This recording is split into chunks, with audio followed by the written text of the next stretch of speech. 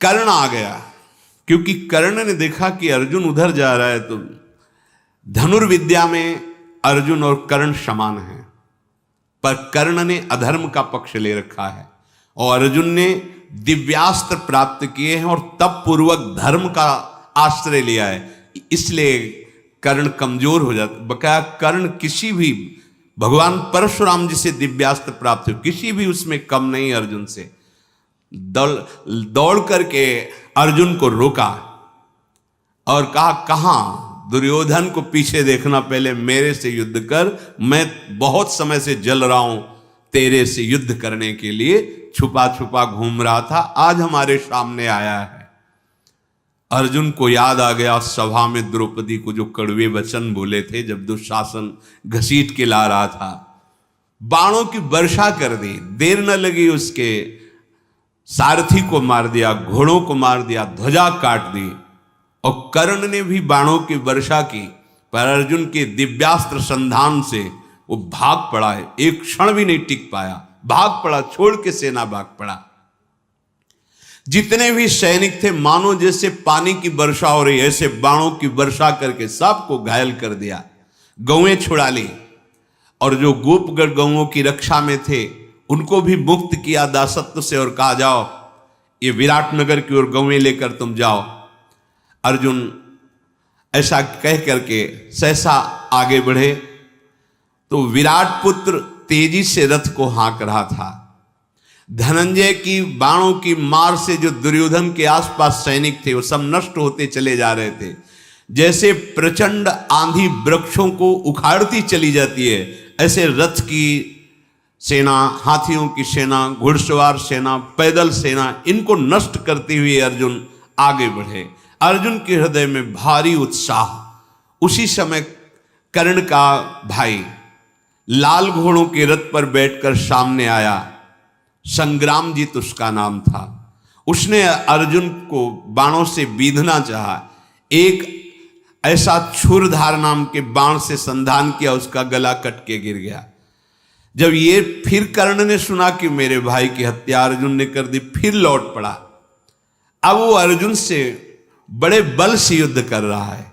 कर्ण का साहस देखकर अर्जुन ने कहा, देख तेरे इस साहस और तेरी गति को, अभी तो भागा था, अभी मैं फिर रोकता हूं। गरुण चिन्ह वाले बाणों से संधान किया, घिर गया। कर्ण को कुछ दिखाई नहीं दे रहा, बाण ही बाण। क्षण भर में उसका फिर घोड़ा, रथ, सारथी सब नष्ट कर दिया।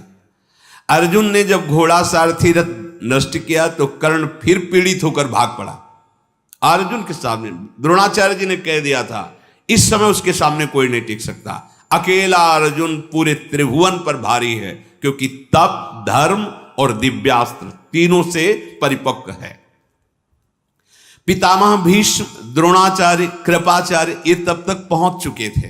हठ पूर्वक बाणों की वर्षा करके अर्जुन को रोकने लगे। शत्रु का मान मर्दन करने वाले धनंजय के गांडीव धनुष से छूटे हुए वज्र के समान सायक जितने भी जन आए हुए थे, सबके ध्वजा काट देना, घोड़ों को मार देना और सारथी को पीड़ित कर देना। अर्जुन के छोड़े हुए बाणों को कोई समझ ही नहीं पा रहा था, किधर से आए, कब आए, कैसे आए। कर्ण भाग चुका था, ये महारथी युद्ध में डटे हुए थे।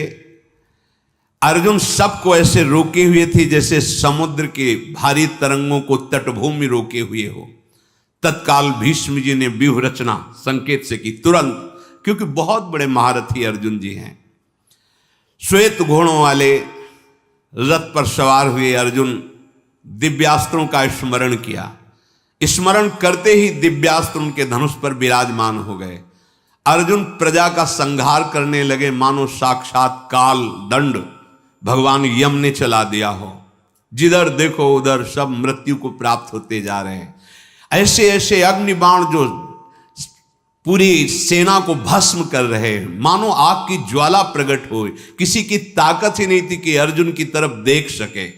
सब दिशाओं में दोनों हाथों से बाण संधान कर रहे हैं, दाएं बाएं घूम घूम कर अलात चक्र की भांति। किसी को लक्ष्य नहीं बन पा रहा। अर्जुन के मारने का। इतनी शीघ्रता से अर्जुन बाण संधान करें। अचिंत मन बुद्धि वाले शूरवीर अर्जुन ने रणभूमि में ऐसा पुरुषार्थ दिव्यास्त्रों का दिखाया, द्रोणाचार्य जी को 73 बाणों से बेंध दिया। द्रोणाचार्य है अद्वितीय वीर। द्रोणाचार्य जी शस्त्र और शास्त्र दोनों के परम ज्ञाता है। दुस्साहस इनके सामने कोई दिखा सके ऐसा है ही नहीं। द्रोणाचार्य जी के सामने 73 बाणों से सारथी को, रथ को, पताका को काट करके 73 बाणों से मूर्छित कर दिया गुरु द्रोणाचार्य जी को। 10 बाण दुस्साह नाम के वीर को मारा। अश्वस्थामा को 8 बाणों से बींध दिया। दुशासन को 12 बाण, शरद्वान पुत्र कृपाचार्य को 3 बाणों से, और शांतनु नंदन गंगानंदन भीष्म को 60 बाणों से बेंध दिया। ऐसे रथ में छाप दिया 60 बाण से, हिल नहीं सकते। क्षुरप्र नाम वाले बाणों से जितने भी वीर थे सबको घायल कर दिया। और एक करणी नाम का बाण मारा, जो सबसे पीछे कर्ण भाग कर गया था, उसके कान में पूरा बाण घुस गया, वो तो मूर्छित होके गिर पड़ा। सारथी के वो यमलोक भेज दिया। ऐसे महान धनुर्धर अर्जुन ने जो रूप दिखाया, भीष्म जी मूर्छित, कर्ण तो मूर्छित है ही, द्रोणाचार्य कोई होश में नहीं है, सबको घायल करके। गांडीव धनुषधारी अर्जुन उत्तर से बोले, हो गया, अब यहां कोई लड़ने वाला नहीं दिखाई दे रहा है। अश्वस्थामा, कृपाचार्य, माननी, बाल्मीक, सोमदत्त, ये कौरव के बड़े बड़े योद्धा, ये सब मूर्छित पड़े। जिसका वस्त्र चाहो उतार लाओ। राजकुमारी उत्तरा कह रही थी ना गुड़िया बनाने के लिए, जाओ उतार के लाओ।